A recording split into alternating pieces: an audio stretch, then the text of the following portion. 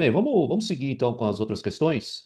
É, Você já até falou um pouco, né, sobre quem está fora desse processo todo de melhoria do negócio, né, de adoção do BIM, né? Você já falou bastante coisa sobre isso. Então, eu gostaria de falar um pouco com você sobre os problemas reais, né, que existem para fazer a adoção do BIM, né, dentro desse tema que a gente está falando de licitação, né?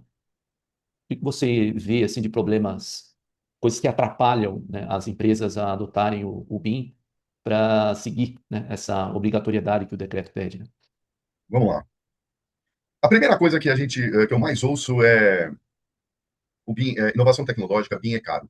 Uhum, A gente não tem nenhum tipo de ajuda ou de linha de crédito, linha de financiamento uhum, para poder nos dar um oxigênio. Tá. Aí o que acontece? A gente tem aí várias instituições, a BDI é uma delas, a gente tem, por exemplo, infelizmente poucas empresas conhecem a Lei do Bem, uhum, a gente tem Sebrae, que auxiliam as empresas, principalmente as menores, a poder ou dar ajudar no direcionamento de como fazer, ou ajudar com desconto na, no imposto de renda à pessoa jurídica, com a lei do bem, ou com também direcionamento com a BDI, até uhum, mesmo a própria BDI tem materiais muito bons, públicos, gratuitos, que todos podem acessar no site. Temos o próprio BIM Fórum Brasil, que é uma instituição que desenvolve é, material de altíssima qualidade, com reconhecimento internacional, até mesmo pelo próprio capítulo brasileiro da Build Smart International. sim, Então, e a gente tem também um outro problema que é internalizado nas empresas. Às vezes, eu chego numa consultoria e pergunto, mostra para mim o seu processo. Qual é o seu processo? Aí o dono da empresa vira e fala assim, não, eu não tenho isso desenhado, isso está aqui, ó. Eu falo, pronto, o erro está aí.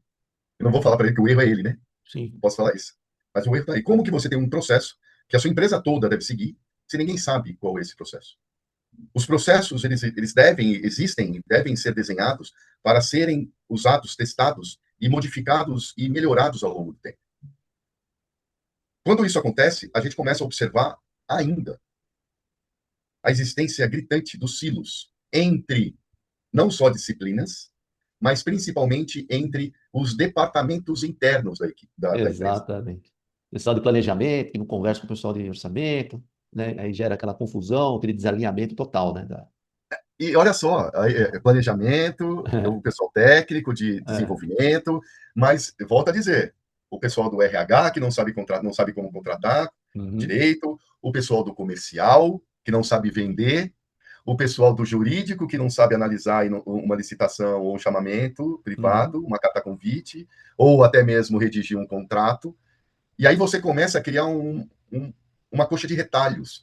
O uhum, empresário acaba, ao invés de para respirar, olhar onde ele quer chegar, onde a empresa dele quer chegar, seja na geração dele, seja na geração dos filhos ou dos netos, e dali traçar uma estratégia e efetivamente ir costurando e desenhando esse processo para chegar ali, não, ele não tem tempo porque ele tem que ficar apagando incêndio.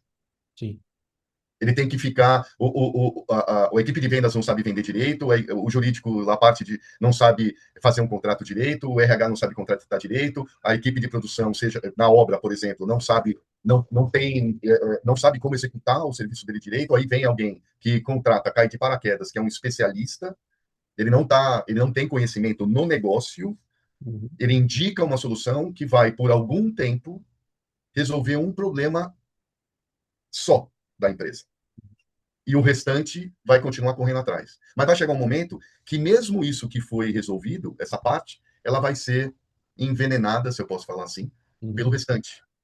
E uma outra coisa que é extremamente importante. Todo empresário, ele precisa ter o dado, qualquer dado que ele precise na palma da mão dele, para ele poder enxergar um negócio dele e poder tomar a melhor decisão possível ou chamar o conselho ou chamar os diretores para que o ajudem a fazer isso. Se você criar silos, se você continua criando silos na sua organização, você não tem os dados centralizados.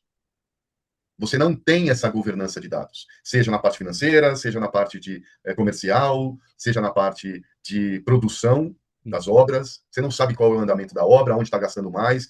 Você não tem como fazer uma ação preditiva.